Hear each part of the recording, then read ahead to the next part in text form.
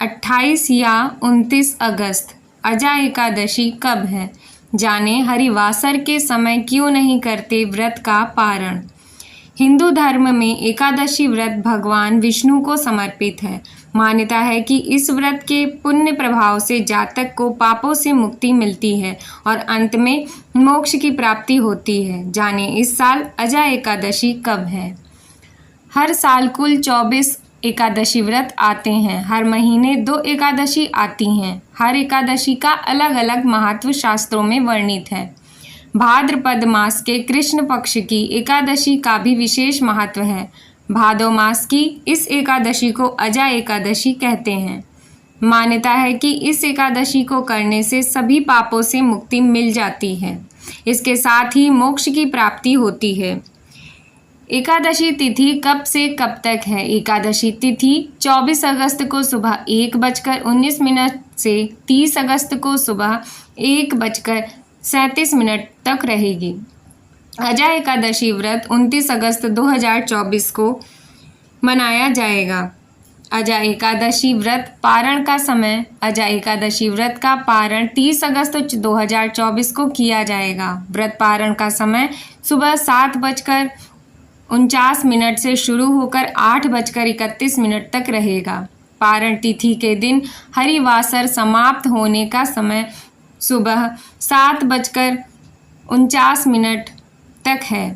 एकादशी व्रत समाप्त करने को व्रत पारण कहा जाता है। एकादशी व्रत के अगले दिन सूर्योदय के बाद व्रत पारण किया जाता है। ज्योतिषाचार्यों के अनुसार एकादशी व्रत का पारण द्वादशी तिथि समाप्त होने से पहले करना जरूरी होता है। अगर द्वादशी तिथि सूर्योदय से पहले समाप्त हो गई तो एकादशी व्रत का पारण सूर्योदय के बाद ही समाप्त होगा। एकादशी व्रत का पारण द्वादशी तिथि के भीतर ना करना पाप समान होता है। हरिवासर के दौरान एकादशी व्रत का खोलने।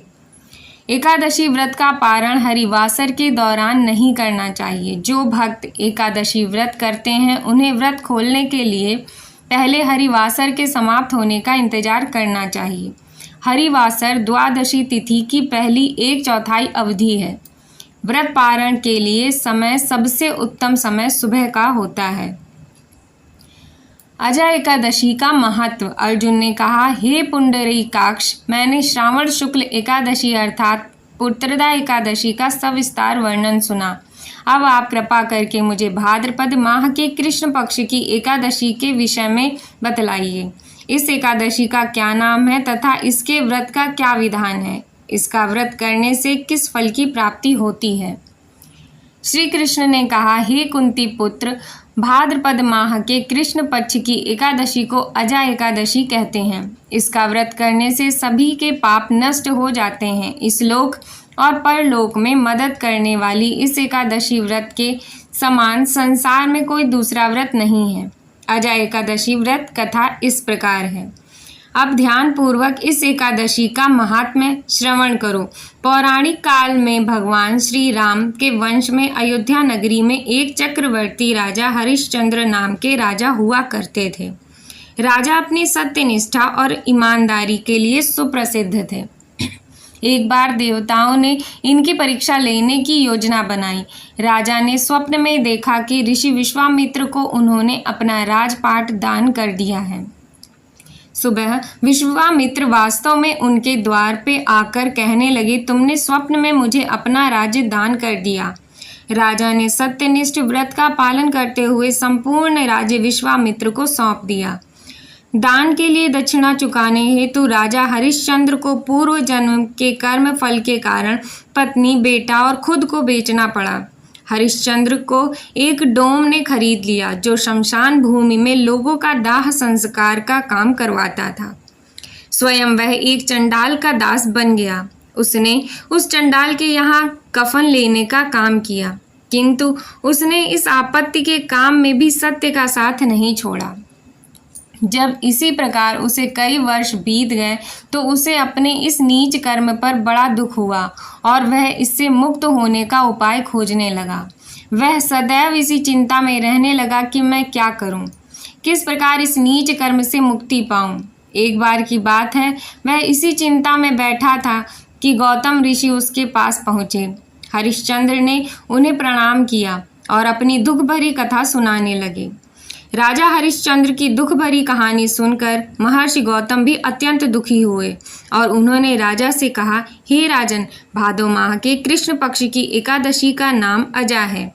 तुम उस एकादशी का विधान पूर्वक व्रत करो तथा रात्रि को जागरण करो, इससे तुम्हारे सभी पाप नष्ट हो जाएंगे। महर्षि गौतम इतना कहकर आलोप हो गए। अजा नाम की एकादशी आने पर राजा हरिश्चंद्र ने महर्षि के कहे अनुसार विधान पूर्वक उपवास तथा रात्रि जागरण किया। इस व्रत के प्रभाव से राजा के सभी पाप नष्ट हो गए। उस समय स्वर्ग में नगाड़े बजने लगे और पुष्पों की वर्षा होने लगी। उन्होंने अपने सामने ब्रह्मा, विष्णु, महेश तथा देवेंद्र आदि देवताओं को खड़ा पाया। उन्होंने अपने मृतक पुत्र को जीवित तथा अपनी पत्नी को राजसी वस्त्र तथा आभूषणों से परिपूर्ण देखा। व्रत के प्रभाव से राजा को पुनः अपने राज्य की प्राप्ति हुई। वास्तव में एक ऋषि ने राजा की परीक्षा लेने के लिए यह सब कौतुक किया था, परंतु अजा एकादशी के व्रत के प्रभाव से ऋषि द्वारा रची गई सारी माया समाप्त हो गई और अंत में हरिश्चंद्र अपने परिवार सहित स्वर्गलोक को गए।